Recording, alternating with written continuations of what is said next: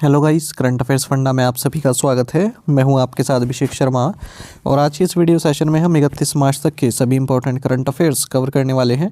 हमेशा की तरह आप इस वीडियो को अंत तक जरूर देखिएगा। आज भी आपको काफ़ी कुछ जानने के लिए मिलेगा। सेशन की शुरुआत करने से पहले आप सभी को बताना चाहूँगा, यदि आप हमारे daily current affairs PDF, weekly PDF, monthly PDF और हर महीने के banking and economic awareness PDF चाहते हैं तो करंट अफेयर्स फंडा का 1 ईयर मेंबरशिप प्लान आप ज्वाइन कर सकते हैं, जिसका लिंक आपको वीडियो के डिस्क्रिप्शन में या फिर फर्स्ट कमेंट में मिल जाएगा। आपको बता दें, इस 1 ईयर मेंबरशिप प्लान के तहत जितना भी हमारा पीडीएफ कंटेंट है वो हम आपको 1 साल तक के लिए प्रोवाइड कराते हैं, जिसे आप डाउनलोड कर सकते हैं, प्रिंट आउट भी निकलवा सकते हैं। इसके लिए चाहे तो आप करंट अफेयर्स फंडा ऐप को यूज़ कर सकते हैं या फिर अपने लैपटॉप या सिस्टम की मदद से वेब लॉगिन भी कर सकते हैं। कोई भी आपका एग्जाम हो, बैंकिंग, एसएससी, रेलवे या फिर स्टेट पीसीएस, जहाँ पर भी जनरल अवेयरनेस या करंट अफेयर्स पूछे जाते हैं, सभी एग्जाम्स के लिए हमारे पीडीएफ कंटेंट काफ़ी यूज़फुल है। दूसरा कोर्स हमारा बैंकिंग अवेयरनेस का है। कंप्लीट बैंकिंग अवेयरनेस हमने आपको इसमें प्रोवाइड कराया है।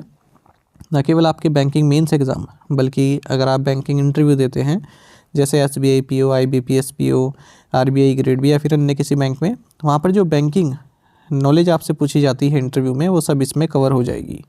साथ ही साथ एसएससी, रेलवे, स्टेट पीसी जैसे एग्जाम्स में इंडियन इकोनॉमी के की कंसेप्ट्स पर क्वेश्चन कई बार पूछे जाते हैं।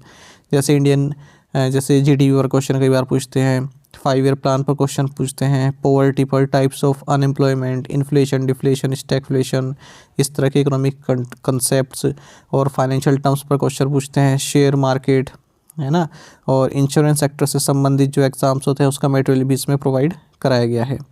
साथ ही साथ आपको different types of economic curves, WPI, CPI, regulatory bodies जैसे आरबीआई, सेबी और आईआरडीआई, ट्राई, इन सब के नोट्स इसमें मिल जाएंगे।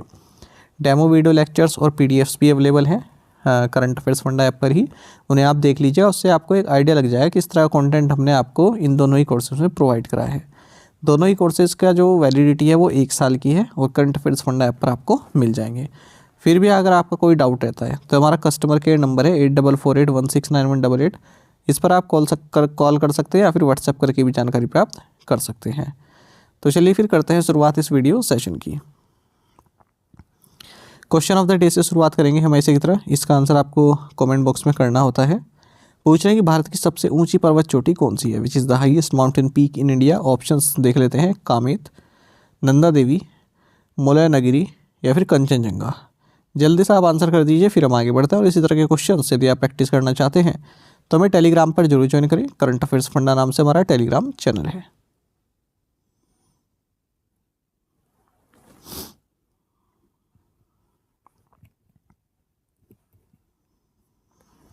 Which 2 countries have more billionaires than India according to the Hurun Global Reach List? Huron global reach list के अनुसार किन 2 देशों में भारत से अधिक अरबपति हैं? ऑप्शंस आपके सामने हैं। सही आंसर ऑप्शन बी है, यूएस एंड चाइना। देखिए, Huron global reach list out हो चुकी है और भारत यूएस और चाइना के बाद तीसरे नंबर पर है। अगर हम बिलियनर्स की बात करें पूरे वर्ल्ड में तो भारत में 284 बिलियनर्स हैं। भारत के बाद फिर यूनाइटेड किंगडम, जर्मनी और स्विट्ज़रलैंड आते हैं। एलन मस्क ये वर्ल्ड के रिचेस्ट पर्सन हैं और 5 सालों में चौथी बार इन्होंने ये टाइटल हासिल किया है। इनकी net worth 400 million US dollar cross कर चुकी है। इनके बाद फिर अमेज़ॉन के जेफ बेजोस आते हैं, उसके बाद मेटा के मार्क जुकरबर्ग, फिर ओरेकल के लैरी एलिसन और फिर वैरेन बफेट।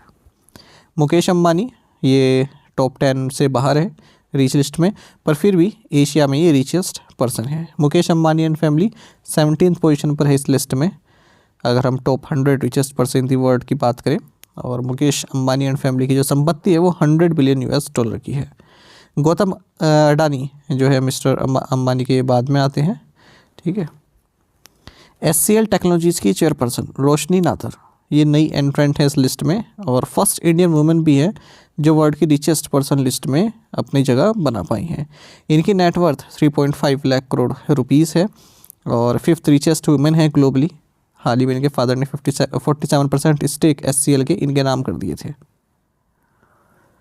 अगर हम सिटी पर्सपेक्टिव से देखें, सबसे ज़्यादा किस सिटी से बिलियनर्स आते हैं, तो मुंबई से जो है 11 बिलियनर्स और ऐड किए गए हैं, तो टोटल संख्या 90 हो चुकी है सुपर रिच पीपल की मुंबई से जो आते हैं।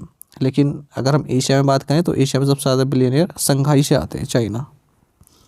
हेल्थ केयर इंडस्ट्री से सबसे ज़्यादा बिलियनियर्स हैं 53 भारत में, उसके बाद फिर कंज्यूमर गुड से 35, फिर इंडस्ट्रियल प्रोडक्ट से 32।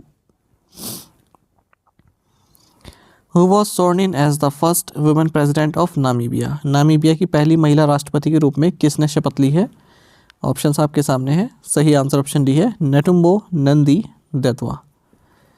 72 साल की नेटुम्बो नंदी दैतवा ये फर्स्ट वुमेन प्रेसिडेंट बनी है सदर्न अफ्रीकन नेशन नामीबिया की। इससे पहले वाइस प्रेसिडेंट थी और किसको सक्सीड करी है? नंगोलो मुबाको। तो इन्होंने पावर जो है हैंड ओवर की है इन्हें, और स्वैपो पार्टी से हैं ये। इस पार्टी ने प्रेसिडेंशियल और पार्लियामेंट्री इलेक्शंस दोनों जीत लिए हैं। देखिए महत्वपूर्ण होता है जब भी किसी देश में पहली महिला प्रेसिडेंट या फिर प्राइम मिनिस्टर चुनी जाती है तो एग्जाम में पूछे जाते हैं। नामीबिया की पार्लियामेंट ने हाल ही में फर्स्ट फीमेल स्पीकर भी अपॉइंट किए हैं, इनके नाम देख सकते हैं। अच्छा, अब अफ्रीका में कुछ ऐसी कंट्रीज़ हैं जहाँ पर महिलाएं लीड कर रही हैं, जैसे लिबेरिया में हम देखें तो एलन जॉनसन सरलीफ, जोइस बांडा मालावी में, सामिया सुलूहू हसन में, नहीं सामिया सुलूहू हसन तंजानिया में। अच्छा, एक और अपॉइंटमेंट देखेंगे। तुनीशिया के प्रेसिडेंट कैस सईद ने सर्रा ज़फ़रानी ज़ैंज़री को नया प्राइम मिनिस्टर नियुक्त किया है। कैमल मधुरी को ये रिप्लेस कर रहे हैं। In which city did the Reserve Bank of India hold a conference for large sized NBFCs? भारतीय रिजर्व बैंक ने लार्ज साइज एनबीएफसी के लिए किस शहर में सम्मेलन आयोजित किया है? ऑप्शंस आपके सामने हैं। सही आंसर ऑप्शन सी है Chennai. Reserve Bank of India ने conference for the large size non banking financial companies को ऑर्गेनाइज किया है चेन्नई तमिलनाडु में। जो चेयरपर्सन है audit committee of the board MD and CEOs and statutory auditor of NBFCs, इन्होंने attend किया है इस मीटिंग को। कॉन्फ्रेंस की थीम रही shared vision shared responsibility strengthening the NBFCs. Which country recently announced its decision to join the new development bank? हाल ही में किस देश ने न्यू डेवलपमेंट बैंक में शामिल होने की घोषणा की है? राइट आंसर ऑप्शन डी है इंडोनेशिया। तो इंडोनेशिया ने कहा है कि हम न्यू डेवलपमेंट बैंक को ज्वाइन करेंगे। ये एक मल्टीलेटरल बैंक है, ब्रिक्स मेंबर नेशंस द्वारा इसको स्थापित किया गया था। और इंडोनेशिया को जो ज्वाइन करने की अनाउंसमेंट है ये इंडोनेशिया के प्रेसिडेंट प्राबोवो सुबियांतो ने की है हाल ही में। इनकी कंट्री में जो एनडीबी न्यू डेवलपमेंट बैंक की जो प्रेसिडेंट है, फॉर्मर ब्राज़ीलियन प्रेसिडेंट भी रह चुकी हैं दिल्मा रोसेफ, इन्होंने विजिट की, उसी दौरान इन्होंने अनाउंसमेंट की है। ब्रिक्स ग्रुप में Brazil, Russia, south Africa, China, India, Egypt, Ethiopia, Iran and United Arab अमीरात आते हैं। इस बैंक की स्थापना, जो ये न्यू डेवलपमेंट बैंक है, इसकी स्थापना 2015 में की गई थी। जो ओरिजिनल 5 ब्रिक्स मेंबर्स हैं यानी कि ब्राज़ील, रशिया, इंडिया, चाइना और साउथ अफ्रीका के द्वारा। What is the amount of the monetary penalty imposed on Mahindra Rural Housing Finance Limited? RBI ने Mahindra Rural Housing Finance Limited पर कितना मौद्रिक जुर्माना लगाया है? राइट आंसर ऑप्शन सी है 3.20 लाख रुपीज़। जो रिजर्व बैंक ऑफ इंडिया है इसने 3.20 लाख रुपीज़ की मॉनेटरी पेनल्टी लगाई है Mahindra Rural Housing Finance Limited पर, क्योंकि आरबीआई के जो केवाईसी डायरेक्शन 2016 है और NBFC housing finance company direction 2021 है, इनका अनुपालन इन्होंने नहीं किया है। रिजर्व बैंक ऑफ इंडिया ने 52.70 लाख रुपीज़ की मॉनेटरी पेनल्टी लगाई है फोनिक्स एआरसी प्राइवेट लिमिटेड पर भी, क्योंकि इन्होंने settlement of dues payable by the borrowers in directions का अनुपालन नहीं किया है। आरबीआई ने 4.10 लाख रुपीज़ की मॉनेटरी पेनल्टी लगाई है यूसीए फिनवेस्ट प्राइवेट लिमिटेड पर भी, इन्होंने भी आरबीआई के जो डायरेक्शंस हैं उनका अनुपालन नहीं किया है। Which global private investment firm has entered into a definitive agreement to acquire joint control in Manappuram Finance? किस वैश्विक निजी निवेश फर्म ने मन्नापुरम फाइनेंस में संयुक्त नियंत्रण हासिल करने के लिए समझौते पर हस्ताक्षर किए हैं? राइट आंसर ऑप्शन सी है बेन कैपिटल। बेन कैपिटल एक ग्लोबल प्राइवेट इन्वेस्टमेंट फर्म है, इसने एक डेफिनेटिव एग्रीमेंट साइन किया है जिसके तहत ये मन्नापुरम फाइनेंस में जॉइंट कंट्रोल एक्वायर करेगा।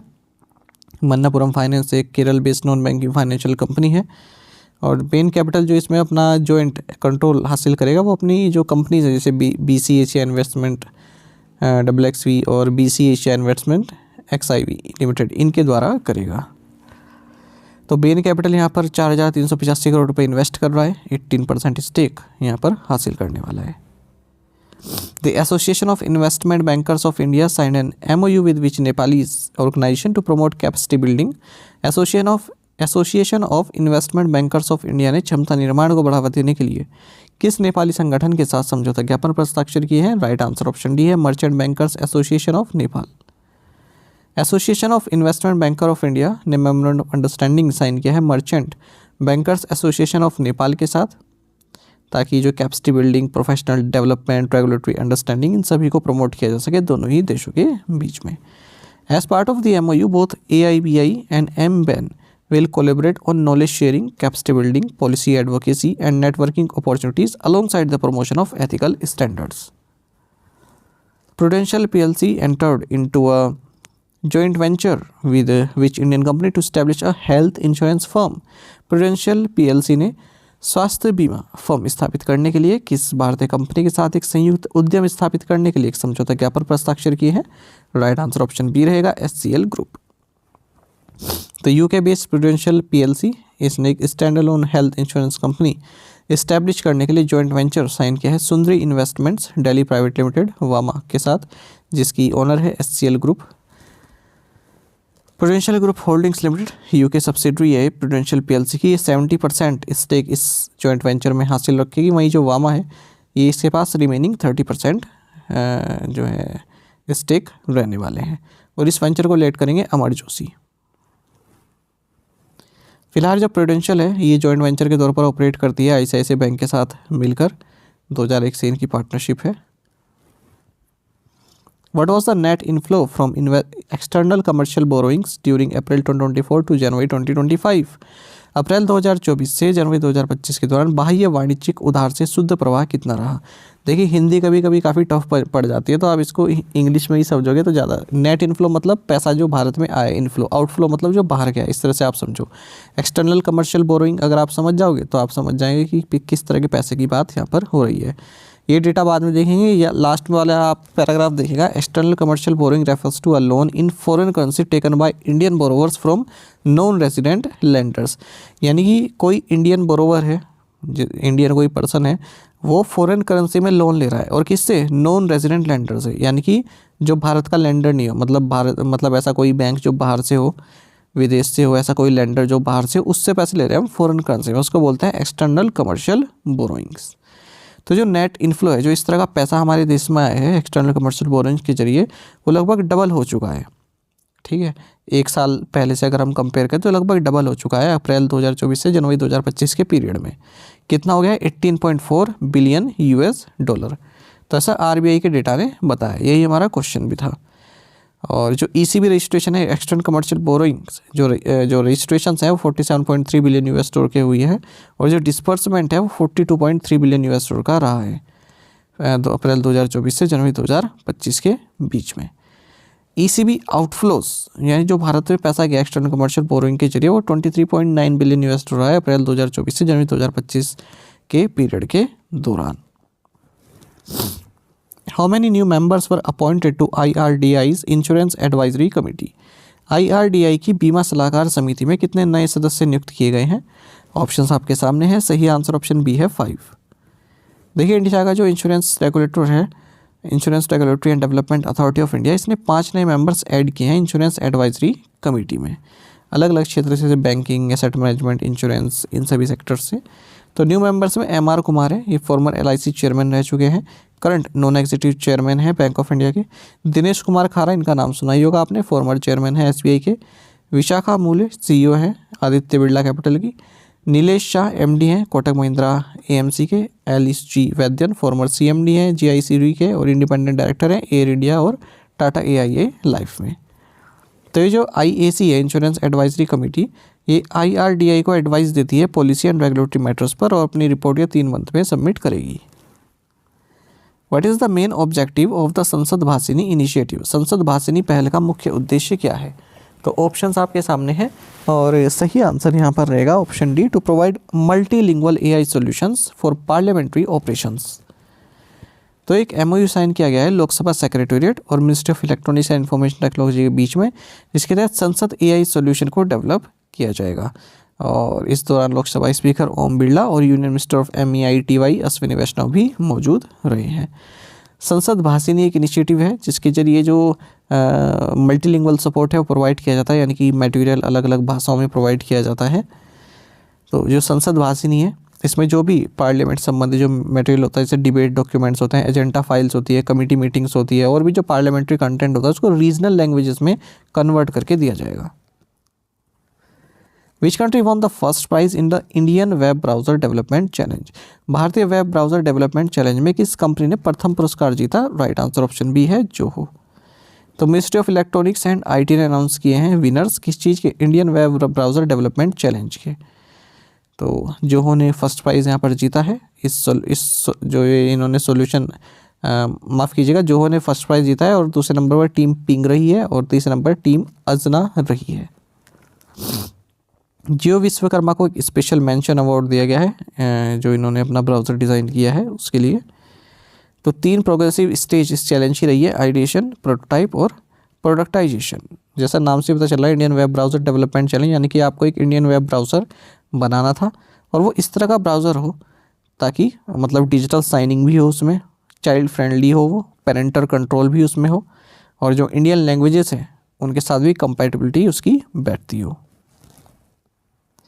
Which organization conducted the 1000 hour live test on the 300 milli-Newton stationary plasma thruster? किस एजेंसी ने 300 मिली-न्यूटन स्टेशनरी प्लाज्मा थ्रस्टर पर 1000 घंटे का लाइव टेस्ट किया है? राइट आंसर ऑप्शन डी है इंडियन स्पेस रिसर्च ऑर्गेनाइजेशन। जो इंडियन स्पेस रिसर्च ऑर्गेनाइजेशन है इसने 1000 आवर का लाइव टेस्ट किया है अपने 300 मिली-न्यूटन स्टेशनरी प्लाज्मा थ्रस्टर पर और इसको सैटेलाइट्स के जो इलेक्ट्रिक प्रोपल्सन सिस्टम है उसके लिए डेवलप किया जा रहा है। Electric propulsion system chemical propulsion system को रिप्लेस करेगा जो फ्यूचर सैटेलाइट्स होंगी उसमें, और ये काफ़ी इकोनॉमिक भी रहता है।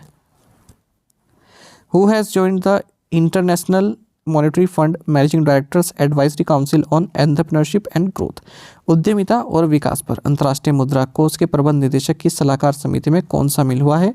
राइट आंसर ऑप्शन डी है N Chandrasekaran. N Chandrasekaran chairman है टाटा सन्स के। इन्होंने international monetary fund managing directors advisory council on entrepreneurship and growth को ज्वाइन किया है। तो लगभग 3 महीने में एक बार ये मीटिंग जो है मीट करेगी अपना। और डिस्कशन क्या रहेगा इसमें? आईएमएफ का जो एनालिटिकल एजेंडा है, पॉलिसी रिसर्च है, वो सभी यहाँ पर डिस्कशन किया जाएगा। Which state government is collaborating with Himachal Pradesh to develop hydro electric power in Lahaul Spiti? कौन सी राज्य सरकार लाहौल स्पीति में जल विद्युत ऊर्जा विकसित करने के लिए हिमाचल प्रदेश के साथ सहयोग कर रही है? राइट आंसर ऑप्शन बी है तेलंगाना। हिमाचल प्रदेश गवर्नमेंट ने मेमोरेंडम ऑफ अंडरस्टैंडिंग साइन किया है तेलंगाना गवर्नमेंट के साथ, जिसके जरिए 400 मेगावाट का सेली और 120 मेगावाट का मियार हाइड्रो इलेक्ट्रिक प्रोजेक्ट्स डेवलप किए जाएंगे लाहौल स्पीति डिस्ट्रिक्ट में, हिमाचल प्रदेश के। लगभग 6200 करोड़ रुपए इसकी जो है एस्टिमेटेड कॉस्ट रहने वाली है। चिनाब रिवर पर इसको बनाया जाएगा। According to the latest IMF data, what is India's GDP in 2025? IMF के नवीनतम आंकड़ों के अनुसार 2025 में भारत की जीडीपी कितनी है? राइट आंसर ऑप्शन बी है 4.3 ट्रिलियन यूएस डॉलर। तो इंटरनेशनल मॉनेटरी फंड ने एक अपने डेटा में कहा है कि जो भारत की ग्रोस डोमेस्टिक प्रोडक्ट है जीडीपी है, पिछले 10 सालों में लगभग डबल हो चुकी है। 2.1 ट्रिलियन यूएस डॉलर 2015 में थी, उससे बढ़कर 2025 में 4.3 ट्रिलियन यूएस डॉलर हो चुकी है, यानी कि 105% की ग्रोथ देखने के लिए मिली है। इसी के साथ भारत 5th लार्जेस्ट इकोनॉमी भी है वर्ल्ड में, यूएस, चाइना, जर्मनी, जापान के बाद। और आईएमएफ ने ये भी कहा है कि भारत जापान को जो है पीछे छोड़ देगा फिस्कल 25 के 3rd क्वार्टर में, ठीक है। और यूएस, चाइना के बाद तीसरी इकोनॉमी बन सकता है 2027 तक, यानी जर्मनी को भी ये पीछे छोड़ देगा 2027 के 2nd क्वार्टर तक। इंडिया का जो ओवरऑल डेट है सितंबर 2024 तक ये 712 बिलियन यूएस डॉलर का रहा है, ये भी इसमें बताया गया। आईएमएफ के डेटा के अनुसार जो जीडीपी पर कैपिटा है वो 11,940 यूएस डॉलर का है। और भारत की जो भारत का जो ग्रोथ डेट है वो 82.6% ऑफ जीडीपी है। टू द पॉइंट क्वेश्चन उनके आंसर्स देखेंगे। The earth was formed around 4.6 billion years ago. Who is the first private reinsurer in India to be granted a reinsurance license? Valerix Re. Who was elected as the president of the International Olympic Committee? Kirsty Coventry, Zimbabwe. Which article of the Constitution deal with appointing judges to the Supreme Court? Article 124. NASA astronauts Sunita Williams and Butch Wilmore landed safely on Earth on 19 March 2025. They have spent 286 days in the International Space Station.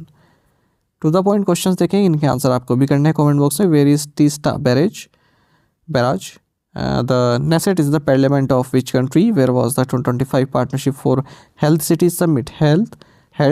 The Jaguar Land Rover is a subsidiary of which automotive company? Which state is set to become the second state in India after Uttarakhand to implement the Uniform Civil Code? तो पांचों question के answer आप comment box में दीजिएगा। यदि एक question का answer भी आता है वो भी आप अवश्य बताइएगा। साथ ही हमें टेलीग्राम पर जरूर ज्वाइन करिए। करंट अफेयर्स फंडा नाम से हमारा टेलीग्राम चैनल है। Thank you guys.